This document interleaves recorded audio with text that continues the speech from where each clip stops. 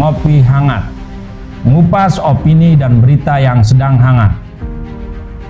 Mari beropini secara cerdas, jaga emosi dan jangan mudah terprovokasi.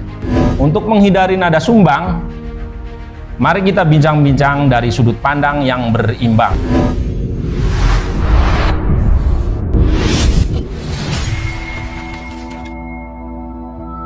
Ngopi Hangat kali ini akan membahas atau mengulas opini dan berita terkait dengan dua permasalahan atau dua tema.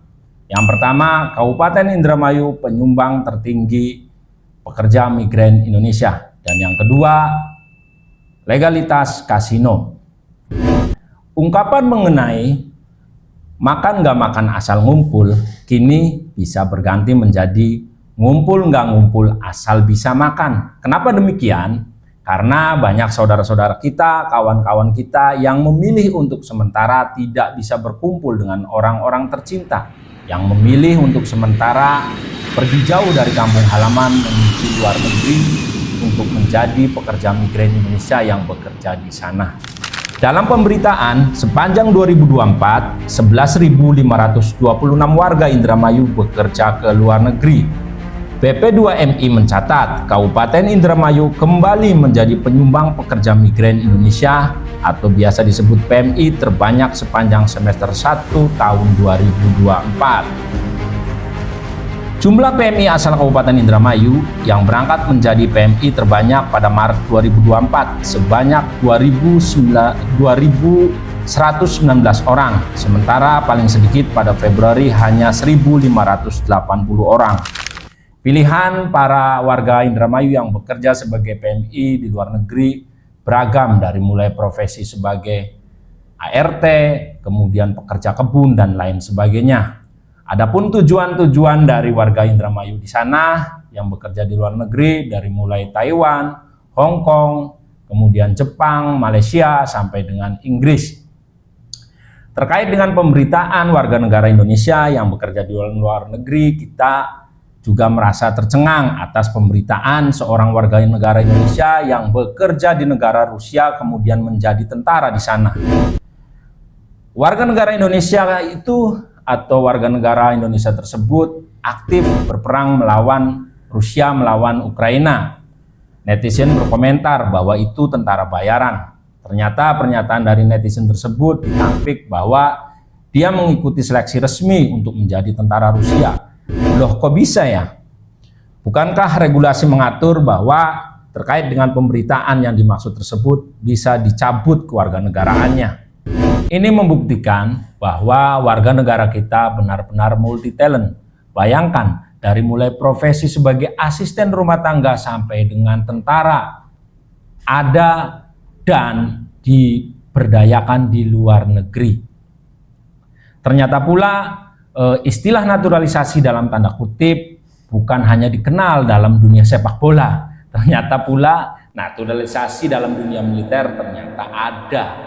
Nah, kelayakan upah serta kesejahteraan para pekerja harus benar-benar pemerintah konsen untuk memperhatikan dan mencari solusi. Karena kalau pertimbangan ekonomi baik dari warga sipil maupun militer membuktikan ketimpangan yang benar-benar kontras. Hal ini dibuktikan dengan banyaknya pilihan para warga negara Indonesia untuk bekerja di luar negeri. Pemerintah harus memperhatikan serius bagaimana peluang kerja itu dibuka selebar-lebarnya agar pilihan untuk bekerja ke luar negeri memang benar-benar pilihan yang terakhir.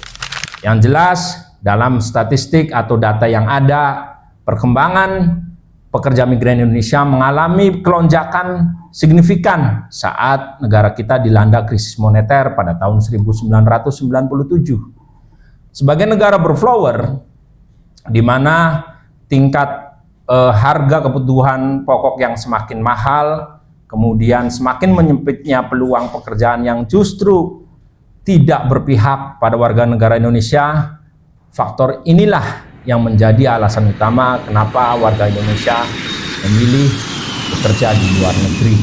Pada perkembangannya, banyak warga negara Indonesia yang bekerja di luar negeri bukan hanya didominasi oleh laki-laki.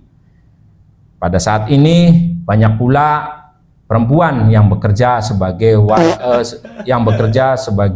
pekerja migran Indonesia.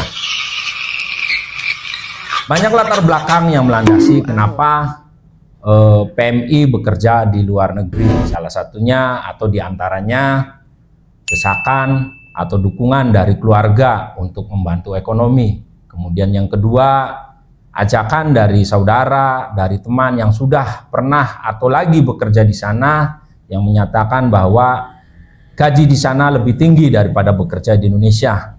Selain itu, tingkat pendidikan yang bisa dikatakan masih rendah, di mana kita tahu bahwa di Indonesia minimal yang mempunyai ijazah SMA bisa bekerja. Pada kenyataannya, yang ijazah SMA pun di Indonesia sangat susah mencari kerja, apalagi kawan-kawan kita atau saudara-saudara kita yang berpendidikan di bawah SMA. Bukan tanpa resiko bekerja sebagai PMI. Banyak permasalahan-permasalahan yang dihadapi dari mulai proses keberangkatan sampai keberadaan di luar negeri.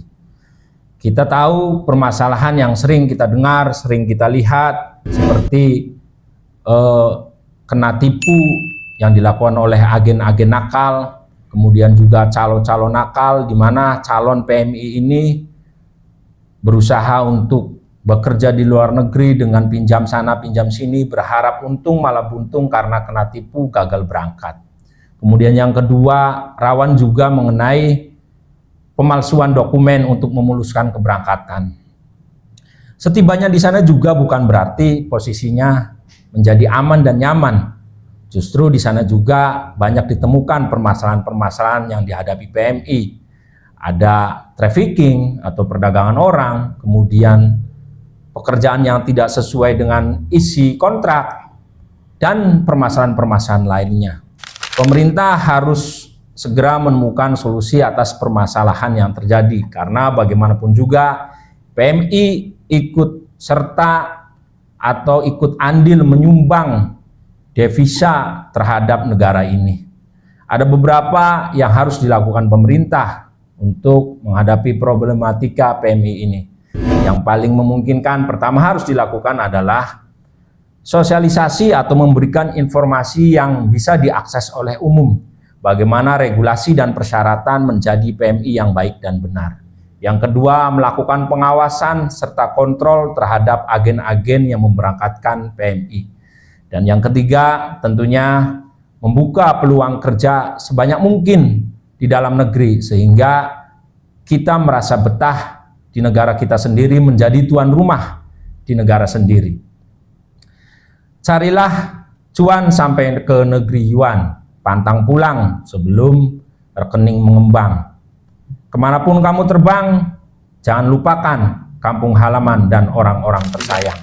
Selanjutnya mengenai pemberitaan tentang legalisasi kasino.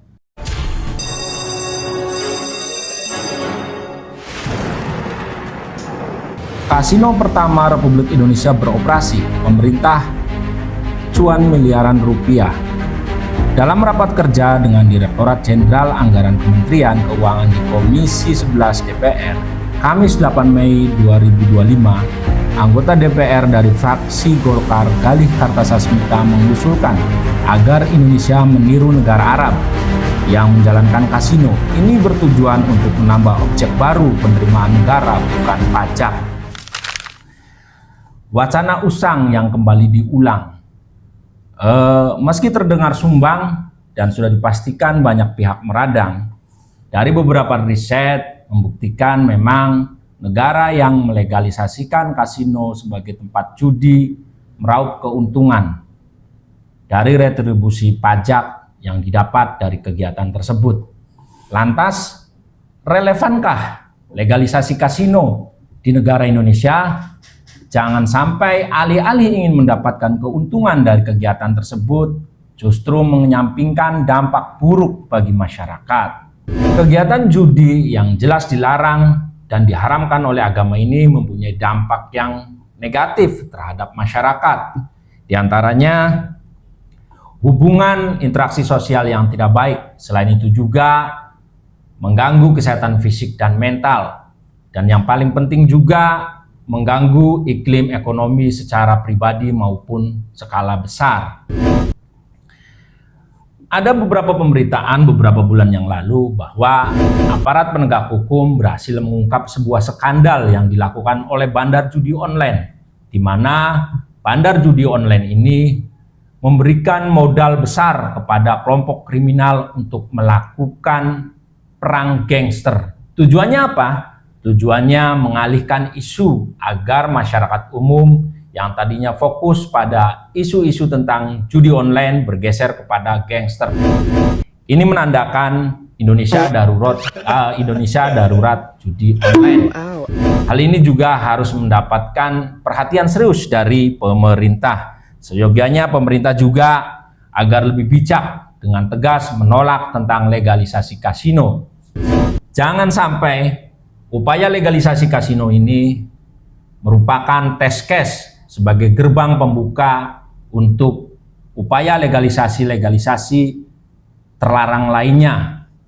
Bisa saja legalisasi mengenai prostitusi, kemudian juga upaya legalisasi mengenai hubungan sejenis.